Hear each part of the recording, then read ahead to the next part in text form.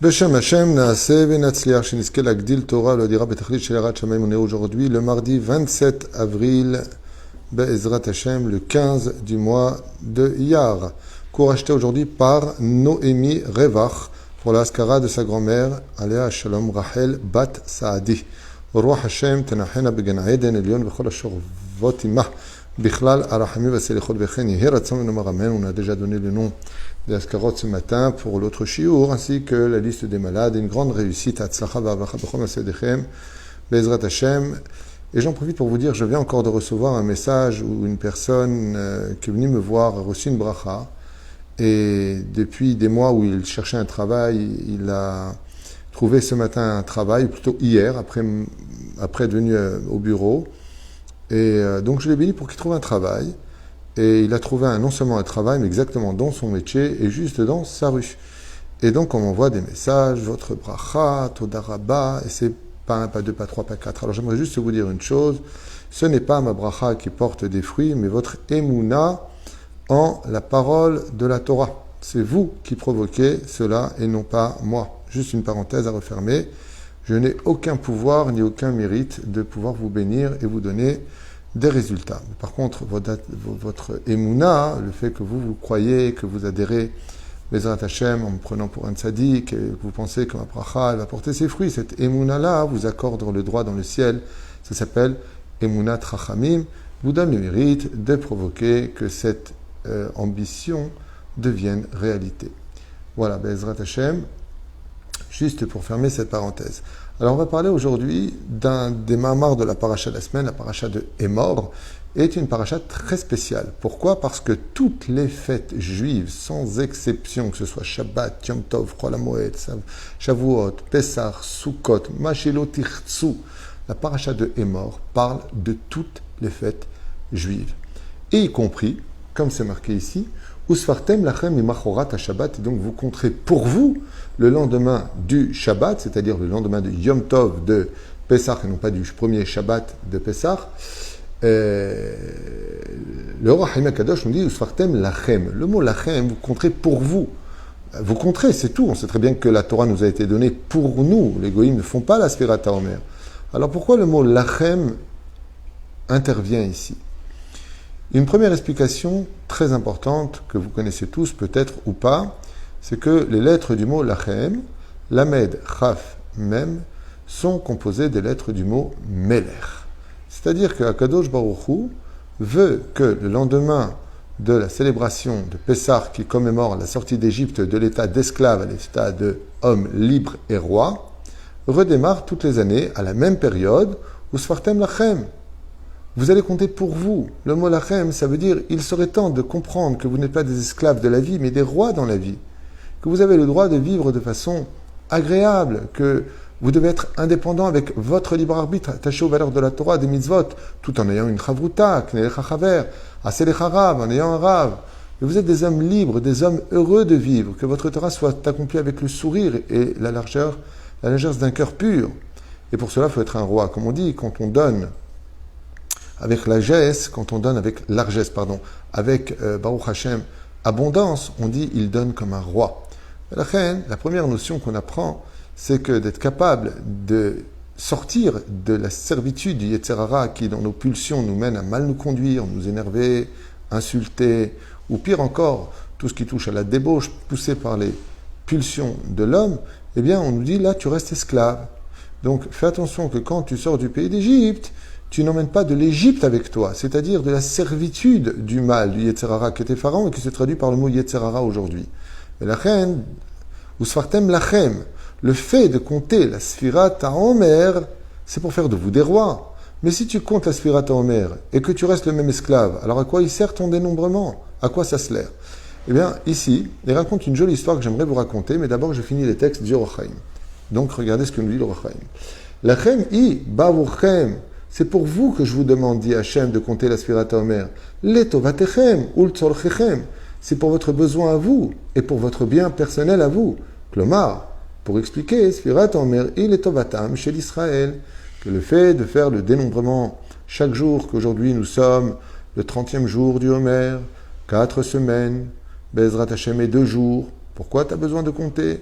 Tout simplement parce qu'aujourd'hui ne ressemble pas à la journée de la veille. Et donc, jusqu'à Shavuot, je dois me présenter dégagé, débarrassé de toutes ces frontières qui m'interdisent, qui m'empêchent et qui ne veulent surtout pas que je m'accomplisse en tant qu'homme libre, c'est-à-dire homme qui décide avec son esprit et non pas par les pulsions de son cœur d'agir ou de faire des choses par le biais de la colère, de l'orgueil et de toutes les mauvaises méthodes que l'on connaît tous. Et qu'Asher ayu Israël ve'Mitzrayim, hamayuk shkuim be'arba'im ve'tish'a sha'arei tuma. Car comme vous le savez tous, quand nous sommes sortis du pays d'Égypte, nous étions arrivés au 49e palier d'impureté. Ukshe'atzum Mitzrayim echilou lisfor et hayamim bazeh acharze b'meshech arba'im ve'tish'a yamim retzufim. Et quand les Hébreux sont sortis du pays d'Égypte, ils ont tout de suite commencé à compter la Sfirat HaOmer jusqu'à arriver au Vav, au 6 du mois de Sivan.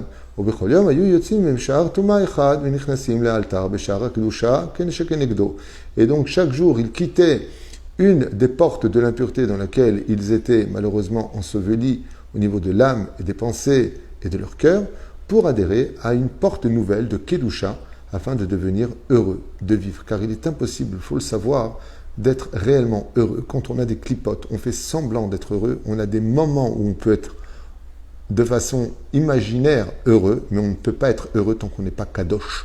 D'où l'importance, comme il dit ici, d'être meler. Velachan amra à Torah, comme dit, j'aimerais bien être un roi. Un roi, c'est celui qui décide de tout. Eh bien, pour être un roi, il faut se débarrasser d'abord des clipotes. Donc on compte les semaines précédentes, les jours qui ont précédé, et on dit, par exemple aujourd'hui, nous sommes le 30e jour des 4 semaines déjà comptées et des 2 jours comptés. Pourquoi j'ai besoin de définir? On aurait très bien pu dire, aujourd'hui on est le 30e jour, et c'est tout. Non. Car il faut que je sorte quelque part pour rentrer dans quelque part. Donc, on sort des 4 semaines et 2 jours d'efforts qu'on a déjà fait pour entrer dans le 30e jour, et ce soir on rajoutera encore un jour, jusqu'à arriver à Shavuot. Velachan amra Torah, usfartem, et vous compterez. La racine du mot l'isfor, usfartem, vous compterez, c'est les lettres du mot sapir. Un sapir, un saphir en français. Vaya alom, c'est-à-dire qu'on le traduit par le mot devenir brillant, être un diamant. Et en général, les diamants ont une particularité, c'est que quand il fait obscur, il brille encore plus. Shehem avanim tovot veyekarot. Car on sait que les diamants sont d'une grande valeur et plaisent particulièrement à tous ceux qui les possèdent. Le marche Omer Israël, car Dieu nous dit de façon allusionnée à Israël, Asu shenafshotechem tie meira beor yekarot shel akdusha bezar keor aben asapir. Et ainsi Dieu nous dit, je vous demande de faire réaviver vos âmes, car vos âmes sont faites de saphir. C'est une allusion, bien sûr. C'est une allusion qui est faite à nos âmes, qui veut dire que l'origine de l'âme juive brille énormément et qu'elle devient terne avec la poussière de l'assimilation et de l'impureté qui est sur nous, au point de faire de nous, des fois même des hommes au visage d'animaux. Pourquoi? Parce qu'on se conduit comme cela. Et le fait de faire teshuva et de nous améliorer de jour en jour. Par exemple, celui qui ne va pas à la Beth Knesset le vendredi soir ou le samedi matin, il se bouge un petit peu. Au lieu d'arriver peut-être à l'heure, parce qu'il n'a pas l'habitude d'y aller, alors il arrive au moins 2 heures avant la fin de la prière. Que celui qui ne met pas les tefilines, il les met au moins 5 minutes par jour, au moins le schéma Israël à dire avec. Celui qui ne mange pas kasher, il commence à manger kasher. Que celui qui mange kasher, il commence à manger halak. Que celui qui... Chacun connaît ses faiblesses et chacun connaît ses avantages. Chacun sait qu'il peut faire des efforts sur certaines mitzvot. Et ainsi donc, même si la femme sort, par exemple, avec des bretelles au niveau des épaules, alors elle n'est pas encore au niveau d'être pudique au point d'arriver jusqu'au coude. Mais peut-être qu'elle pourrait faire l'effort d'arriver au moins jusqu'à la moitié du chelek haelyon du bras, au moins 12-13 cm après l'épaule, même si ce n'est pas encore dans la mesure de la Torah, mais au moins elle a avancé dans quelque chose. La reine, il dit, car notre neshama ne peut briller que par ces intermédiaires-là, pratique de la Torah et des mitzvot et les bonnes actions, jusqu'à ce que l'homme se sente vraiment bon et adhère à la Torah de façon joyeuse. On raconte comme ça, donc l'histoire que je voulais vous raconter, je vous la raconte maintenant, à propos de Rabbi Yaakov Kelinsky, Zecher Tzadik Vekadosh Ivracha, Tzadé Tel Aviv, qui un jour marchait à Tel Aviv, et pendant la Sfirat HaOmer, pendant cette période de Pessah jusqu'à Shavuot, il a vu là-bas 2 personnes âgées qui étaient en train de discuter sur un banc et de dire l'un à l'autre, זקן אחד אומר לחברו, אני אומר לך, זה היום, זה היה 43. Donc un des vieux dit à son copain à côté qui est aussi âgé, mais non, je te dis ça, non, c'est 43, c'est le 43e, c'est le 43e. Et l'autre lui dit, ma pitom, tu te trompes, c'est le 42e. Et le Rav a dit, à ce moment-là, lo evanti alma em mitvakrim. ניגשתי אליהם על מנת לנסות להשכין שלום ביניהם ושאלתי אותם. Et comme je les voyais s'énerver, non, je te dis que c'est le 43e, non, je te dis que c'est le 42e. Le Rav Yaakov Gelinsky, Zecher Tzadik Kadosh Ivracha, il est parti les voir. Pourquoi? Il pensait qu'il parlait bien entendu de Sfirat HaOmer. Et il leur a dit, peut-être que je peux vous aider si vous êtes en conflit à cause de quoi? Pourquoi vous êtes en train d'élever la voix à ce point-là? Ah, Amar lahem, écoutez bien, lo הבנתי על מה מתווכחים וניגשתי אליהם על מנת לנסות להשכין שלום ביניהם ושאלתי אותם, אנא מכם, de grâce, messieurs, על מה אתם מתווכחים? והם השיבו לו, écoutez bien ce qu'ils lui ont répondu, אנחנו מתווכחים כמה אוטובוסים עברו עד כאן שעות הבוקר. Ils ont répondu, on est en train de se disputer parce qu'on est assis sur le banc depuis ce matin et on est en train de compter ensemble combien de bus sont passés. Je lui dis que c'est le 43e et lui il me dit que c'est le 42e. Mais je sais ce que je dis. C'était le 43e. Et l'autre dit, ma pitom, tu vois rien du tout. De toute façon, tu es vieux. Tu vois bien que c'est le 42e. Shamati et chuvatam kibalti helem. Il dit, le Rav Yaakov Gelinsky, quand j'ai entendu de quoi est-ce qu'il parlait, j'ai été choqué. Shtei neshamot kedoshot, deux âmes si pures du peuple d'Israël, shiardu me'olamot ha'elyonim, qui viennent des mondes les plus élevés du monde d'en haut. La olam hazeh, dans ce monde d'en bas.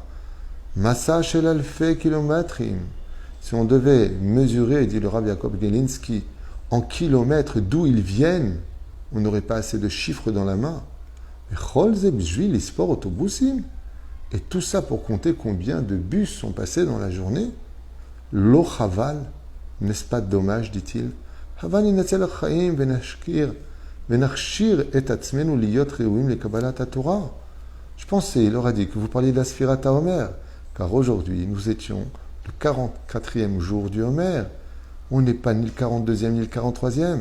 Mais vous, qu'est-ce que vous avez fait? Vous êtes sortis d'Égypte, comme nous.